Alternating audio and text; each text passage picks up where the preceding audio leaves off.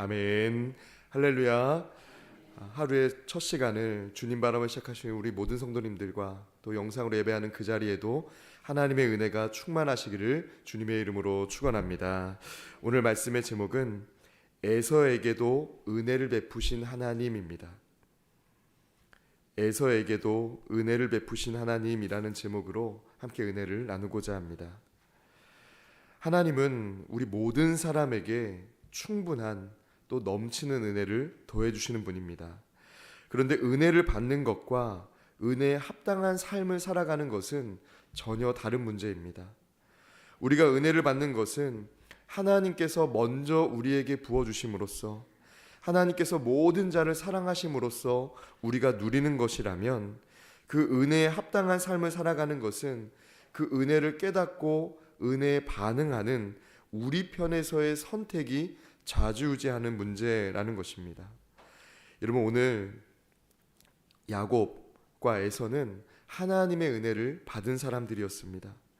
근데 야곱은 비록 그의 인생 가운데 여러 가지 실수가 있었지만, 또 때로는 자기의 욕심을 따라 살아간 적도 있는 사람이었지만, 그럼에도 불구하고 야곱은 끊임없이 하나님의 은혜에 합당한 삶을 살기 위해서, 언약에 합당한 삶을 살기 위해서 노력했던 사람입니다.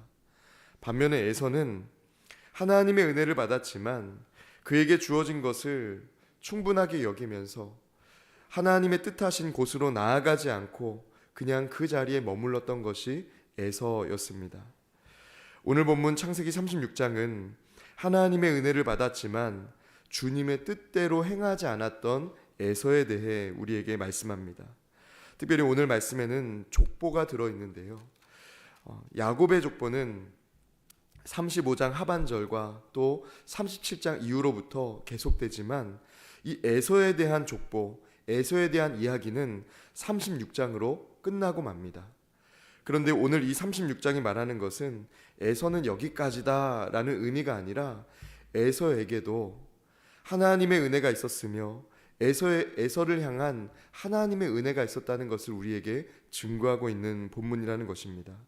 오늘 저와 여러분이 에서를 향한 하나님의 은혜는 어떠한 것인지 함께 나누면서, 오늘 우리도 하나님의 은혜만 누리는 사람이 아니라 그 은혜에 합당한 삶을 살아가는 저와 여러분 되시기를, 그리하여 기도의 제목이 저와 여러분의 삶에 있으시기를 주님의 이름으로 축원합니다. 첫째로, 하나님은 모든 백성에게 은혜를 베푸십니다. 하나님은 모든 백성에게 은혜를 베푸십니다. 오늘 1절의 말씀은 이렇게 증거합니다. 에서 곧 에돔의 족보는 이러하니라 라고 말씀합니다. 에서는 누구입니까? 야곱의 형제이면서 또 하나님의 은혜를 받은 사람입니다. 그런데 그 에서는 하나님께서 그를 장자의 축복을 받지 못했다고 해서 제하시거나 버리지 않으셨습니다. 오히려 그 에서에게도 은혜를 주셔서 그의 인생 가운데 왕국이 세워지기도 하고 그의 인생 가운데 수많은 족장들이 세워지는, 오늘 족보에도 보면 여러 족장들이 나오는 것을 보게 됩니다.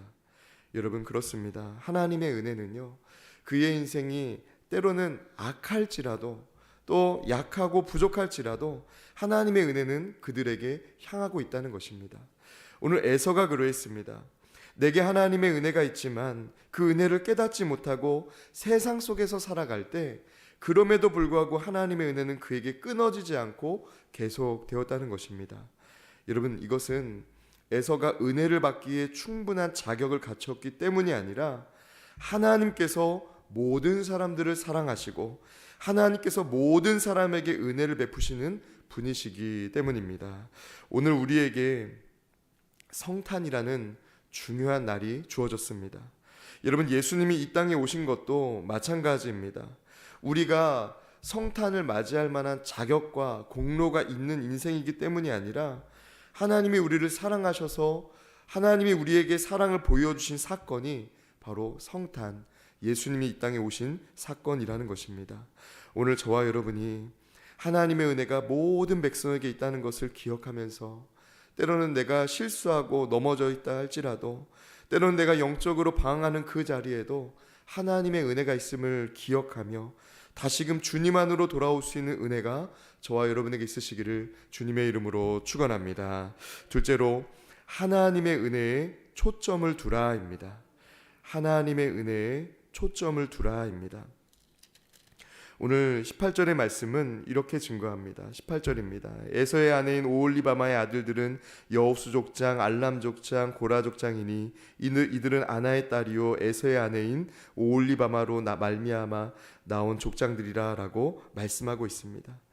또 오늘 말씀에 8절의 말씀을 보면 이렇게 증거합니다. 이에 에서 곧 에돔이 세일산에 거주하니라라고 말씀하고 있습니다. 여러분, 이것은 어떤 의미입니까?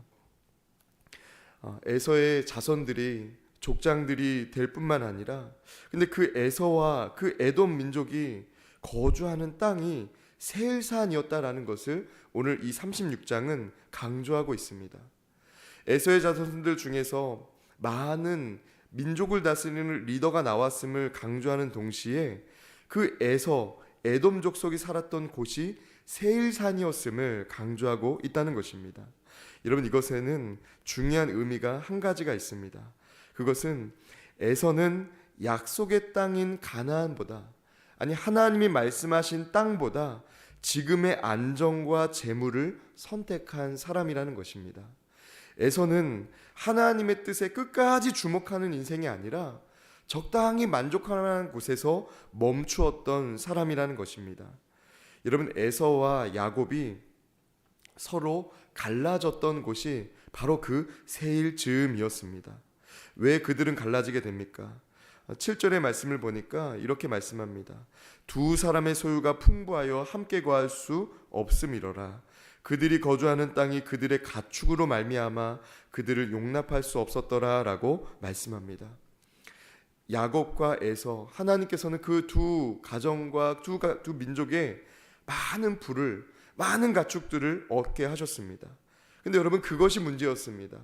에서가 그 정도에서 머무르는 것, 하나님의 은혜를 이 정도면 됐다 하고 머무르는 것에 만족하는 인생이 된 것은 바로 거기서부터 시작되었다는 것입니다. 여러분, 그런데요, 오늘 말씀이 주목하는 것은 에서가 그 세일산에 머문 인생 되었다, 에서의 민족이 그 세일산에 거주하게 되었다, 본거지로 삼았다 정도가 아니라 에서는 그 이후로는 하나님의 은혜를 초점에 두고 살아가지 않았다는 것을 오늘 말씀은 강조하고 있다는 것입니다. 어느 땅에 머무는가가 중요한 게 아니라 하나님의 은혜를 계속해서 주목하는가가 중요하다는 것입니다. 여러분, 어떤 사람은 부유해도 가난해도 어떤 형편에 있든지 하나님의 은혜를 주목하는 사람이 있습니다. 바울이 그러했습니다. 내가 약하든 강하든 부유하든 가난하든 난 어떤 형편에도 거할 수 있는 사람이 되었다라고 고백합니다. 여러분, 이것은 어떤 의미입니까? 나는 끊임없이 하나님의 은혜를 선명하게 보는, 하나님의 은혜에 초점을 두는 사람이다라는 표현입니다. 오늘 저와 여러분이 어떤 형편 가운데 있든 어떤 인생을 살아가든지 그곳이 광야이든 푸른 초장이든 하나님의 은혜에 초점을 두는 사람 되시기를 주님의 이름으로 축원합니다. 끝으로 하나님의 역사에 동참하라입니다. 하나님의 역사에 동참하라입니다. 오늘 31절 말씀은 이렇게 증거합니다. 이스라엘 자손을 다스리는 왕이 있기 전에 에돔 땅을 다스리던 왕들은 이러하니라 라고 말씀하고 있습니다. 에서가 조상이 된 그 에돔 땅에는 왕들이 있었다고 합니다. 오늘 31절의 말씀을 보면 그 에돔 땅의 왕들을 가리킬 때 이렇게 말합니다. 이스라엘 자손을 다스리는 왕이 있기 전에 라고 말합니다. 여러분, 이스라엘 자손을 다스리는 왕, 그 왕은요, 단순히 이스라엘 사람들이 세운 왕, 야곱의 자손들이 세운 왕이라는 의미와 함께 한 가지 의미가 더 있습니다. 하나님이 쓰시는 역사 속에서 세워진 왕이라는 의미가 있다는 것입니다. 야곱의 자손들이 세운 왕, 이스라엘 자손이 세운 왕은 하나님이 선택한 왕이었다는 것입니다. 반면에 에돔 땅에 있었던 왕들은 어떤 사람들입니까? 그들은 자신들을 위한 역사를 쓰고 자신들을 위한 성공을 주목하며 살아가는 사람들이었습니다. 여러분, 하나님의 은혜를 받는 것보다 더 중요한 것은요, 그 은혜에 합당한 삶을 살아가는 것입니다. 그 은혜를 따라 살아가는 것이며 그 은혜를 주신 목적대로 살아가는 것이 중요한 줄 믿습니다. 오늘 그 에서의 후손들 중에는 왕이 있었지만, 여러분, 하나님은 왜 그들을 주목하지 않으십니까? 왜 왕인 그 사람들을 주목하지 않으십니까? 그들이 받은 은혜에 합당한 삶을 살아가지 않는 사람들이었기 때문입니다. 왜 그들에게 은혜를 주셨는지 목적도 모르고 그 목적에 합당한 삶을 살지 않았던 사람들이기 때문입니다. 발전된 문화가 있었고 또 그들에게는 힘이 있었고 권력이 있었지만 에돔 왕들은 하나님이 주목하지 않으셨습니다. 여러분, 2025년 연말인 이 즈음에 취업을 했다는 소식도 들리고 어느 학교에 합격했다라는 여러 가지 좋은 소식들이 들려옵니다. 그런데 여러분, 그것이 끝이 아닙니다. 왕으로 세워진 것 혹은 좋은 자리에 간 것이 끝이 아니라 그 후에 선택해야 될 일들이 있다는 것입니다. 내게 하나님이 왜 이런 은혜를 주셨지? 내게 왜 이런 가장 좋은 길을 열어주셨지? 내게 왜 이런 선한 길을 열어주셨지? 그 목적을 생각하며 그 은혜에 합당한 삶을 결단하고 은혜에 합당한 삶을 선택해야 된다는 것입니다. 여러분, 저와 여러분이 어느 자리에 있든지 하나님의 역사에 동참할 수 있는 그 은혜 주신 목적에 따라서 하나님의 역사에 동참할 수 있는 저와 여러분 되시기를 주님의 이름으로 축원합니다. 이 시간 함께 기도하겠습니다. 살아계신 하나님, 오늘도 주의 은혜를 부어주셔서 우리가 하나님 앞에 예배로서 하루를 시작하게 하시고 특별히 하나님의 은혜에 합당한 삶을 결단하게 하심에 감사를 드립니다.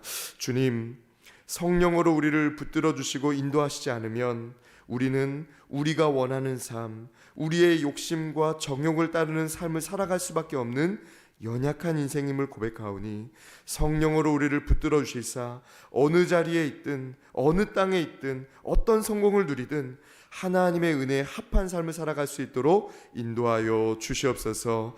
특별히 오늘 귀한 믿음으로 예물 올려드린 손길이 있습니다.